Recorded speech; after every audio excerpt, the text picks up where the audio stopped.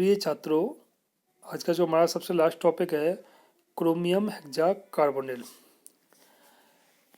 जो इनसे क्वेश्चन पूछा जाता है वो क्वेश्चन मेनली ये पूछा जाता है कि क्रोमियम हेक्सा कार्बोनिल है उसमें कौन सा संकरण पाया जाता है। जैसे कि इसमें D2sp3 संकरण पाया जाता है।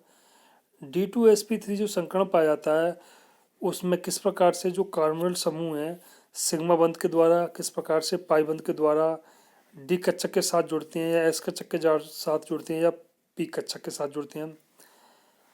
दूसरा ये कि जो D2sp3 है इसकी संकरण के साथ में इसकी क्रोमियम हेक्सा कार्बोनिल की जो संरचना है वो संरचना क्या है, जो मेनली इसमें से पूछा जाता है।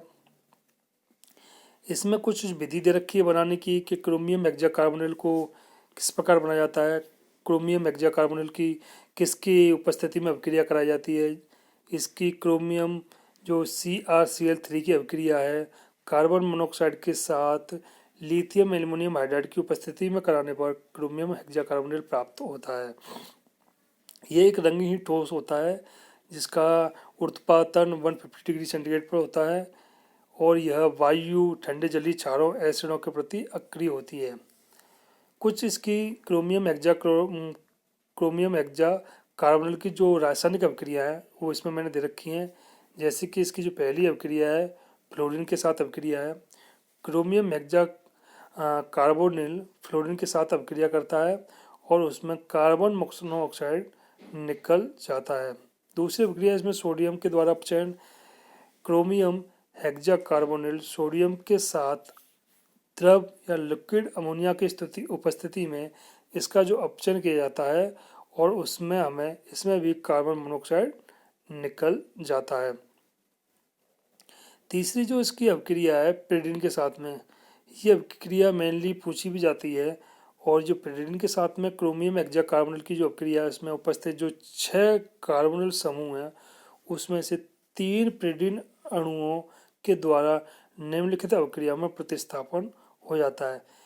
इसकी ये जो अभिक्रिया है क्रोमियम हेक्सा कार्बोनिल की पिरीडिन के साथ में, इसमें 3 तरह से हमें जो उत्पाद है वो प्राप्त होते हैं।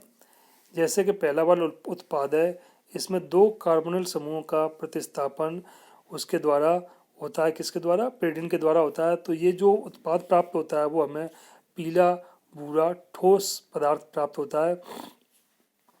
इसकी जो डबल रिएक्शन होती है जिसमें कॉम्प्लेक्स बनता है उसका जो कलर प्राप्त होता है वो हमें पीला लाल ठोस प्राप्त होता है। और जब इसके कार्बोनिल समूह के 3 वो पिरीडिन के द्वारा होता है तो हमें लाल ठोस उत्पाद प्राप्त होता है। तो ये कुछ इसकी पिरीडिन की अभिक्रिया है जो कभी कभी पूछी जाती है। जो संरचना है क्रोमियम हेक्सा कार्बोनिल की, उपसंयोजक बंध बनाने के लिए अष्टफलकीय संकरित क्रोमियम परमाणु D2sp3 जो इसमें संकरण है वो D2sp3 संकरण है के पास 3 रिक्त कक्षक उपलब्ध हैं तथा धातु परमाणु के साथ द्विबंध बनाने के लिए 3 CO समूह अर्ध भरे कक्षकों उपयोग में लिए जाते हैं। क्रोमियम हेक्सा कार्बोनिल की जो संरचना है ये जैसा आपको पता है क्रोमियम का जो इलेक्ट्रॉनिक विन्यास या जो परमाणु क्रमांक है वो होता है 24 और जो इलेक्ट्रॉनिक विन्यास आता है इसका वो होता है 3d4 5s2 3d4 4s2। लेकिन आपको पता है क्रोमियम का जो विन्यास होता है वो विन्यास 3d4 ना करके 3d5 होता है। ये क्यों होता है आप जानती हैं, अर्धपूरित और पूर्णपूरित कक्षक स्थायी होते हैं, इसीलिए जो इसका 3d4 विन्यास होता है वो 3d4 विन्यास ना करके वो 3d5 4s1 विन्यास प्राप्त होता है। तो क्रोमियम का जो 24 परमाणु क्रमांक है उसका इलेक्ट्रॉनिक विन्यास आपको यहाँ दे रखा है, ये इसका इलेक्ट्रॉनिक विन्यास है 3d5। 3d कक्षक में इसके पास में 5 इलेक्ट्रॉन होते हैं, 4s में 1 इलेक्ट्रॉन होते हैं और 4p में भी 1 इलेक्ट्रॉन होता है। अब होता यह कि 3d4 जो 3d5 है और 4s1 इसके साथ में जो कार्बोनिल समूह है, जो हमारे इस मुख्य जो समझने वाली बात है, इसमें जो कार्बोनिल समूह है उसका D2sp3 संकरण पाया जाता है, जिसमें D के 2 कक्षक, 1 S का और 3 P के कक्षक भाग लेते हैं।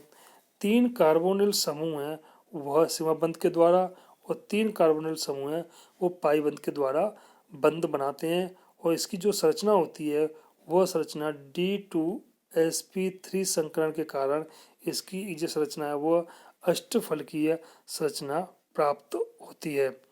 तो जो क्रोमियम हेक्साकार्बोनिल है उसकी जो संरचना है वो अष्टफलकीय संरचना प्राप्त होती है, और ये संरचना आपकी इस प्रकार से, इसमें कार्बोनिल समूह हैं वो 4 कार्बोनिल समूह कोनों पर और जो 2 कार्बोनिल समूह हैं ऊपर और नीचे जुड़े हुए होते हैं। तो इस प्रकार क्रोमियम हेक्साकार्बोनिल में D2sp3 संकरण और उसकी अष्टफलकीय संरचना होती है। कार्बोनिल समूह जो धातु कार्बोनिल हैं उनके कुछ उपयोग दे रखे हैं, जैसा कि इसमें ये पहला उपयोग है, धातु कार्बोनिल्स धात्विक चूर्ण बनाने में उपयोगी हैं। इससे शुद्ध धातु प्राप्त किया जा सकता है।